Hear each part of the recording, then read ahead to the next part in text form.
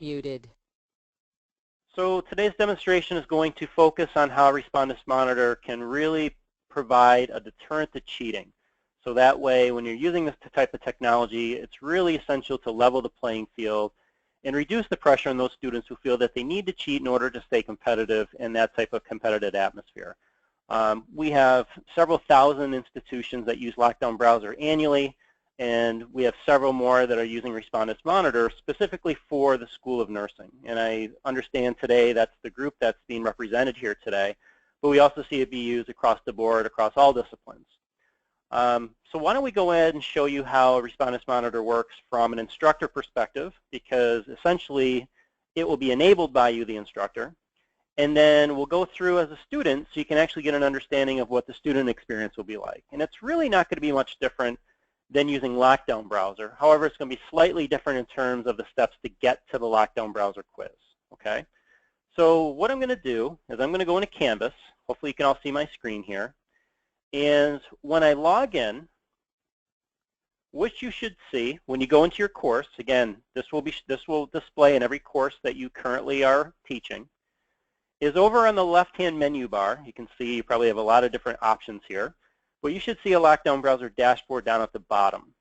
Now, for those of you who currently use this dashboard, well, this is where you turn on Lockdown Browser. So for those of you, this is really probably not much different than what you're already doing. The biggest difference that you'll see here now is that instead of just your quizzes and a Lockdown Browser column to the right, you will also see a Respondus Monitor webcam column. If you think about Respondus Monitor, think about it as Lockdown Browser with a webcam. You know, to really oversimplify it, that's really what it is. It's using the student's own webcam to confirm student identity. Obviously, we want to make sure it's the right student taking the assessment, but also making sure that the student's not using any type of prohibited materials to try to circumvent the browser security. So everything that you do from this point moving forward will be done from the dashboard. So everything is done from here. Now, the first step is just to identify the quiz. So you'll see I have a Geography Week 1 quiz here. And when I select the drop-down menu from there, the only option is to modify settings. So what we'll do is we'll select Modify Settings. We'll require Lockdown Browser for the exam because we still need to use Lockdown Browser. We want to make sure that we're preventing cheating on the device first and foremost, because that's still the key component of, keeping a very academic integrity on the assessment. So we'll turn on the browser, and then you'll start to see some more settings start to expand in line. You'll see under password settings that there's an access code. Canvas has their own access code that you can use. Some of you may use it already. But all that code means is that if you enter it here, the student will be forced to type in that code before they can get to the quiz. So you can either use Canvas's access code, which will completely satisfy this code as well, or if you decide to just create one here, then you can. Again, this is an optional setting. It's just basically giving you another layer of security if you decide to use it. Under Advanced Settings, we have several Lockdown Browser advanced settings, including keeping the student locked into the browser until the exam is complete. We also have an iPad solution. So if you have students that want to use an iPad and you want to give them that opportunity, you just need to check a box. That's all you have to do. Calculator. I know sometimes for certain courses, maybe human anatomy you would use it, maybe dosage calculations type courses. We have a couple of different types of calculators, a standard and a scientific. I'm going to choose one today just in case you do use one, just so you can see how it looks. And then printing by the bottom is disabled, but in very rare circumstances you may want a student to print an exam. I would say in this particular situation it would be in a testing center, maybe a computer lab, where you want a physical hard copy on hand as well. So if it's something that you would want enabled, simply check a box, but by default, do not worry. Printing is automatically disabled, so you don't have to worry about printing. For any explanation on any of these settings, if you're not quite sure what to use, how it's designed, you can either hover over these explain links. You can see there's a little box that will give you some more information, or depending on the level of information, maybe it's not big enough to fit, then there's a knowledge base article that you can click on and it will give you more information about the setting. So for those of you that, I know we're going to cover a lot of information today, so we have these self-help links built in to kind of help you along the way. So I have my Lockdown Browser settings for this exam. I've decided on these two. And now I have monitor webcam settings below. And you can see right now it's set not to use monitor. So for those of you that still just want to use Lockdown Browser, you can. That will not change. Lockdown Browser can still be used as a standalone application. However, if you're going to use it, make sure you use it in a proctored site, because that's really, truly how it should be used. But if you're teaching a fully online course or a hybrid course where you don't physically see your students, well then this is where the monitor comes into play. So the option at the very bottom here, let me just scroll up, requires monitor for everyone. And this basically is telling your students that you have to use your webcam in order to take an exam with Lockdown Browser. So that's really what this setting means. The setting below that says either Respondus monitor or Proctor Lab can be used to take the exam. In this situation, you can give a student a choice. You can say, listen, if you have a webcam and you're more comfortable staying at home, then you can use monitor. If you don't have a webcam, or if you're not comfortable using this technology, maybe you live close to campus, well then you can come in and we'll proctor using Lockdown Browser. So that way it's not forcing a student to use it, it's simply giving them a choice. I would say in my experience when students are given a choice, monitor is the preferred, just because of the flexibility and convenience purposes that it allows. So, but some of you may say, it's a fully online course. My students will never come on campus. They just have to use it. And that's the reality of what we're seeing with this type of technology. So that's the setting we're going to use today.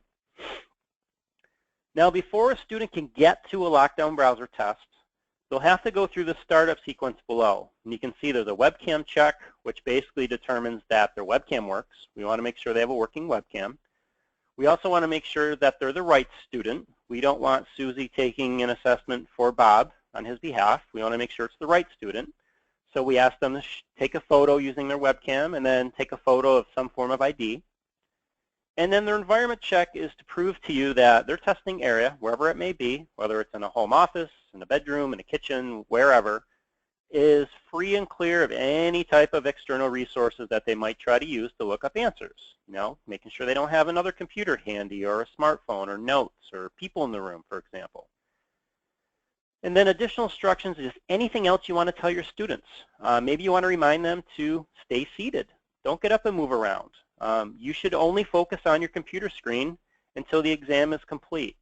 Do not communicate with others. If you communicate with others, that could be construed as or misconstrued as cheating. We just want to make sure that you have a distraction-free environment. You know, simple things, just to maybe reinforce the obvious so that way students know what the expectation is for this particular assessment. Maybe it's an open book test. Maybe you will allow notes to be used during the assessment. In that case, this gives you that forum to provide that information to the student. Anywhere you see edit text, you can write whatever you want. If you're not sure what to write, well, we've put some default text in there to kind of help you along the way. So that way you can start with what we have and maybe expand upon it, or maybe just delete what we've created and make your own. So we basically give you, some sample text to kind of help you get started. So once you've either made some edits here or just kind of simply left them alone, all you have to do over to the far right in the lower right-hand corner is hit Save and Close. And now that quiz, which is at week 1, has the Lockdown Browser and the webcam at the end of the title, and then both columns are required in green. And that's it. So from your standpoint, very simple role. You basically a couple check boxes, you turn it on. Now it's up to your student to take the quiz. Now just a reminder, if you have any questions up to this point, feel free to either jot them down, or again, if you want to use that little chat feature in the Go To Control Panel area, feel free to go ahead and jot them down there too. Again, I promise I will read those aloud at the very end and answer them. And also, I promise I will unmute you too, to give you that opportunity to ask questions. I'm sure you'll have several. Okay, we are switching gears now. We're no longer an instructor. We are going to be a student. Now, it's up to the student to take that assessment that you've just enabled with the requirement. And this will be the browser they use to do so. This is Lockdown Browser. So the student will still have to use Lockdown Browser to get to the exam. If I tried to use a normal browser, I would get an error message, and it would basically redirect me back to the browser that I need to take. And the browser's job is to determine, do you have any programs on your computer that you could use to cheat? Do you have Facebook open, or do you have Skype open, or any type of screen sharing or instant messaging or screen capturing program? And if you did, the browser would detect it and shut it down. So the browser does a great job to prevent cheating on the device that we're using today. And once it does that, it takes them directly to your Canvas site. So the nice thing is they don't have to remember where to go. The browser automatically takes them to the right place. And then from here, think about it, it's just a browser. So at this point, we're just thinking about this as a browser, okay? So we're going into our course, which is typical of what you would do if I was using Chrome or Firefox or Safari or whatever. I'm going into my quizzes, which is where the quiz exists, which is where we're going to take this. Here's that week 1 quiz here. So again, we're getting ready to take it. Now, before I take this, I set this up for unlimited attempts because I obviously do a lot of demos. There is this new feature, well, fairly new, I would say, within the last year or so, that's called Help Center. It's up here at the toolbar. Help Center is designed to do a system check on the student computer. And I would say this is a great best practice if you decide to use this. Because what it will do is make sure, is the computer that the student using supported with the technology that it needs? Does it have the microphone detected? Yes. Is the camera detected? Yes. How's my bandwidth? This is probably going to be the biggest frustration just in general, not with our product specifically, but with online learning in general. Because when you're on campus, you can control your bandwidth and your internet connection. When students are at home, you're at the mercy of whatever they have available to them. At least what this will do is let them know up front that you have a good enough signal to take the test. And if it says good, well, great, let's move forward and get started. If it's poor or fair, well, let's try to find a better connection before we go any further. So this is just more of a heads up that everything should be good. You shouldn't have any problems taking the assessment. Let's go ahead and return to the course and go ahead and take the assessment. If I had a problem, I would identify it right here. It'd be easy to do.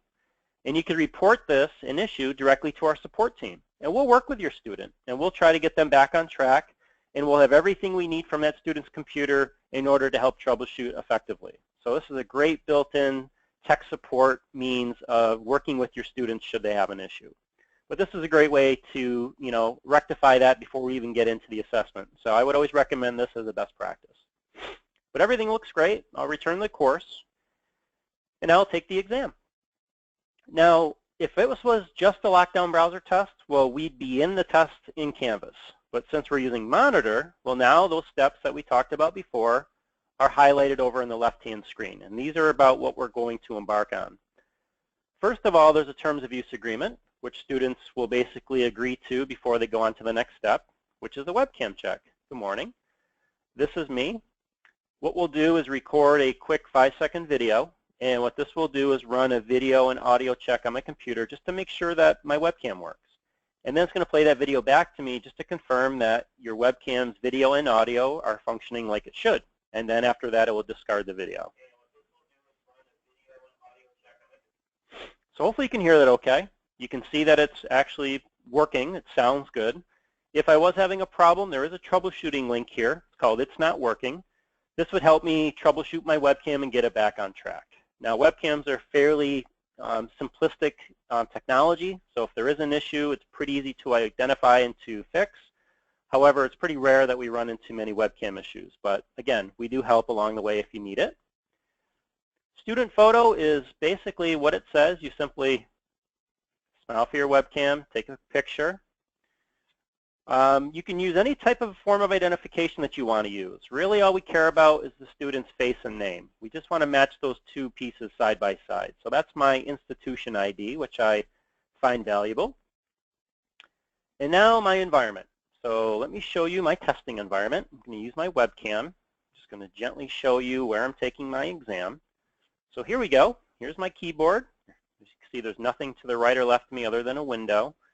Here's my computer screen. I'm just slowly panning and showing you. That's my ID card, by the way, just so you know it's not a note or anything. It's my mouse. And I'm just showing you the room behind me. There's nothing around, nothing within arm's reach that I could use to quickly look up or share information or anything for that matter.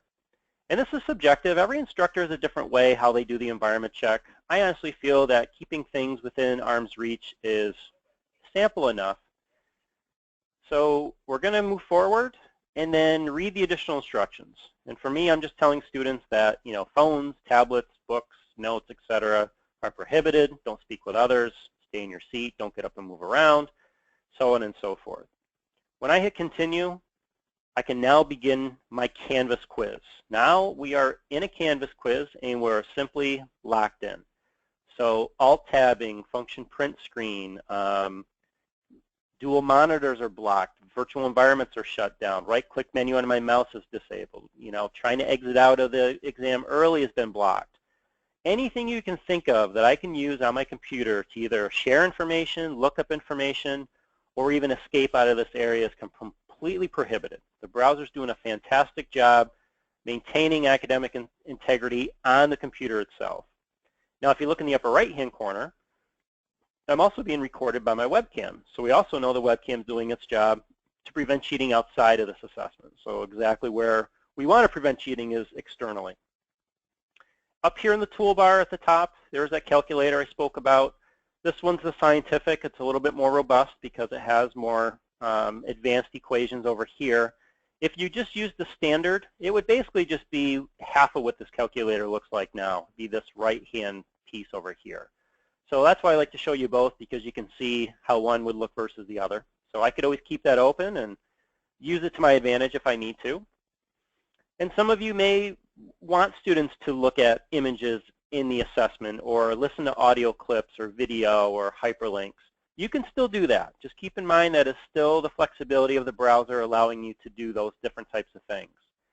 And for fill in the blank or essay questions, you can use word editors and have peace of mind that they're not able to type in a URL and break out, because the browser prevents, like I said, all forms of cheating on the device itself.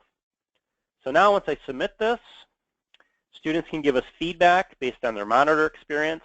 Most of them just do not because it's not required. So I could just exit out of the browser. Everything goes back to normal. So that was simply the student perspective. The only difference between using Lockdown Browser Monitor is that getting to the assessment was different, but taking the assessment was the same. So the experience for the students that maybe have used this before is really not going to be much different at all. And now the last piece. So you got to see the setup. You got to see the student piece. Well, let's show you the end result. So let's say your students have all used this technology. The exam has been done.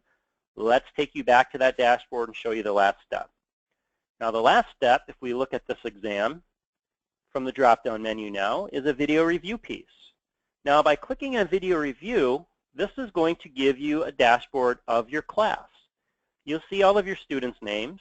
You'll see when they completed the assessment, the date and the time specifically, how long it took them, and then we'll even show them their grade that they got. The rest of these columns represent what we call automated video analysis. And this is how we deem if there was any type of suspicious activity that may or may not have occurred during this specific exam session. So what we do is we detect how often the student's face was being detected by their webcam. We detect, did we see certain behavior that looks suspicious, and if so, then we'll show a flag here. And then depending on how long that activity had occurred, we'll actually flag that time to let you know how long that prohibited activity had actually taken place. So a lot of times instructors will sort these columns, whether it's by grade, whether it's by facial detection, whether it's by flags. Whatever you want to do, you just click on the heading, and then it will show you the information below.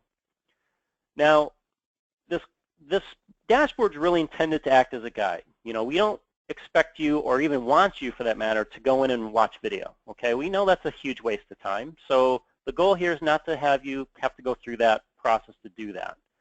So by sorting these columns, let's say we want to look at this flag here for Elizabeth Cohn. What we're doing is giving you some more information up here in this toolbar, and you can see there's an explain link that kind of talks a little bit more in detail about how these work. But we actually flag specific issues that had occurred.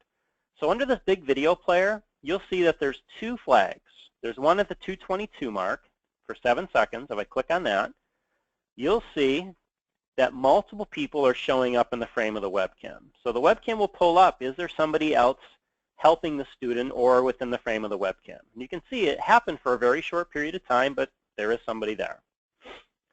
Down at the very bottom, at the 3:31 mark, for 15 seconds, now there's somebody different showing up. Now, it's not the original student, which was detected earlier, but it is now somebody completely different. Again, is this suspicious behavior? Probably, but it's up to you to decide, is this something that, is important, or is it something that is blatantly cheating? The only other thing that we flag is missing. So if the student's missing for a period of time, we'll detect that they've been gone, and it will pick up the length of time that they were missing from the video. Again, I didn't have to watch anything other than a very brief snippet of, a few seconds of what I deemed was suspicious. And I can look up here. Yep, this was a student. That's their photo. That looks fine. Their ID card looks completely okay. If I want to look at their environment video, let's just take a look and see, was there anything out originally that gave me any type of concern? So if I want to look at her desktop, I see she's got her laptop there. There's her desktop. There's a drink. I don't see anything other than this other activity that looks suspicious. Okay, then I could decide what to do with a student. But for the rest of the students, let's just take a look at Rianne Brooks.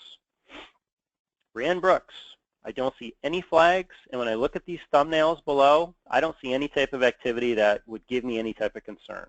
Would I waste my time on Rianne? Probably not. Same thing with Oliver. If I looked at Oliver real quick, same type of activity. And quite honestly, this is exactly what you want to see. If a student's taking an exam on their computer, you shouldn't see anything more than this. And if you do, then the monitor will pick up and alert you to those flags.